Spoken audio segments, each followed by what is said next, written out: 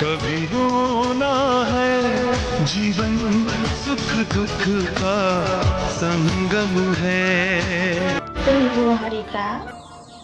जोंनि बर' हारियाव जौ लोंनानै गोग्लैसोनाय गोबां दङ गावनि न'खरखौ साननो रोङै गावनि फिसाया मा मोनजादों मा मोनजायाखै गावनि हिनजावा मा लुबैदों मा लुबैयाखै बेफोरखौ मिन्थिनो रोङै गोबां दं आंनि न'खरावबो दं लोगोफोर बेबायदि जौनि प्रब्लेमा आरोना आं उन्दैनिफ्राय सेकेन्ड मेरिजआव माब्लाबाबो गोजोननाय गैया नङा होमबा रशमा ब्रह्मआ न'खौ गारनानै खारनाया गोबाव सम जाबाय दिनैसिम खबर मोनाखै रशमा ब्रह्मआ महाय दं नङा होमबा लोगोफोर दा बेबायदिनो सासे मानसिजों रशमा ब्रह्मनि फिसाया मा रायलायदों आरो बै रशमा ब्रह्म खारनाय हौवाया बबेनि हिन्जाव दंखायो ना गैया नोंथांमोना बे भिडिअनि गेजेरजों फुरा नुलांगोन नायलांबानो जाबाय आं देखायलांनि खारनायाथ' बियो खोन्थाया उन्दैखौ नायनाय नामैनो थांबाय औ ओमफ्राय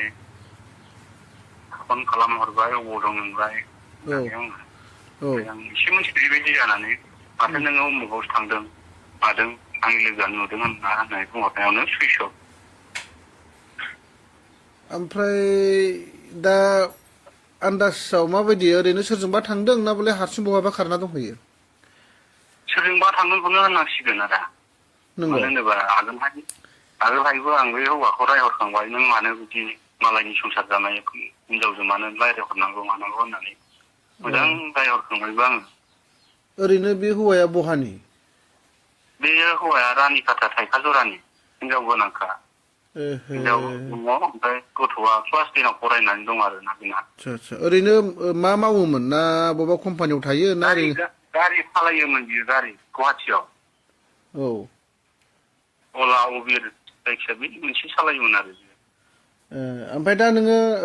रशमा नोंनि हिनजावजोंहाय कन्टेक्ट एसेसो जानो मोन्दों ना रायलायनो मोन्दों ना मोनाखै मोनथाराखै आरो मोनथाराखै टटेलि रायलायनाय गैथ'आ ना गैया आदा आं गाबै गाबैसो दं गथ'नि मोखांखौ नायनानै गावनि फिसाजोंबो रायलायहराखै बियो ना रायलायहराखै आदा ओरैनो साबेसे नोंहा फिसाफ्रा सासे क्लास 4 आव फरायनाय अ आच्छा होमबा हेल्प खालामना होदो आदा आच्छा ओमफ्राय ओरैनो सानबेसे जाखो दासिम गोमानाया दासिम दाखालि 8 थारिखनिफ्राय गोमादों 8 थारिख बिदिनो 3थासोनिफ्राय सुइस अफ मबाइला नै दिनैसिमहालागै सुइस अफ होमबा माने सिगाङावहाय माने सिरि सिरि बै सेंग्राजों माने बै हाबा जाखान्दा हौवाजों मा बियो कानेक्ट दंबाय थाखायोमोन माने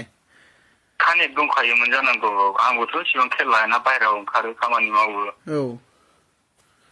बिसोरो कानेक्ट दंलायखायो प्लेनिं खालामखानायमोन खोमा ओमफ्राय आंजोंबो माने एसेबां गाज्रि जानानै थाङाखै आरो जेबो दावराव दावसियानो गैया ओरैनो सिखारद' होननानै बिखायाव गोबालायनानैसो फोजालायबावदों बे आंखौ नानिखौ नायनांगौ बेदर लाना फैथां आं ओंख्रि संनानै लांनि